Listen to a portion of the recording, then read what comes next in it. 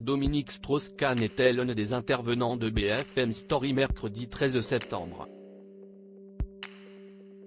L'ancien directeur du FMI a fait part de toute sa peine en évoquant le séisme meurtrier qui a frappé la région de Marrakech, ville à laquelle il est attaché et où il a possédé un riad avec son ex-femme Anne Sinclair. Les images de la catastrophe tournent en boucle sur les chaînes d'information depuis la soirée du vendredi 8 septembre. Un puissant séisme a frappé la région de Marrakech. Le bilan s'alourdit de jour en jour, avec plus de 2900 morts et 5500 blessés. Une vague de solidarité déferle depuis sur le pays. M6 avait organisé un concert spécial pour récolter des fonds et les associations mettent tout en œuvre pour aider les sinistrés.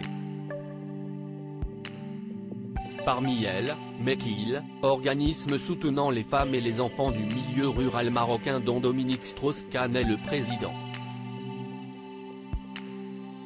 Au micro de BFM Story ce mercredi 13 septembre, l'ancien président du FMI a pris la parole pour expliquer son attachement au pays qu'il a vu grandir et les actions mises en place pour venir en aide aux victimes du séisme. S'il a vécu au Maroc durant les 10 premières années de sa vie et qu'il y réside de nouveau, il y a également possédé un riad du temps de son mariage avec la journaliste Anne Sinclair. La propriété était située en plein cœur de Marrakech dans le quartier de Sidi Mimoun et repérable grâce à sa façade rose clair. Le riad, non loin de la place Gemma El Fna, avait été acheté après qu'Anne Sinclair a vendu une maison qu'elle possédait dans la commune de Valbonne dans les Alpes-Maritimes.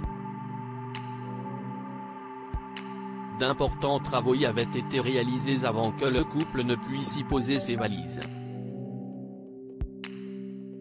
L'Express avait d'ailleurs décrit ce cocon oriental du couple.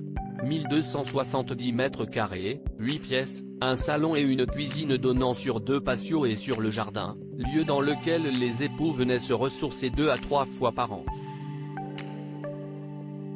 Les souvenirs remontent Dominique Strauss-Kahn, qui a passé une bonne partie de sa vie au Maroc, était donc bouleversé en prenant la parole sur BFM Télévision.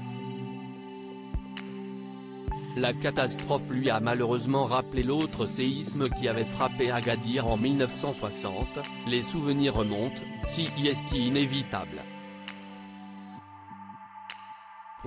J'avais vécu 3 semaines sous les tentes militaires, s'est rappelé le mari de Myriam Laoufir.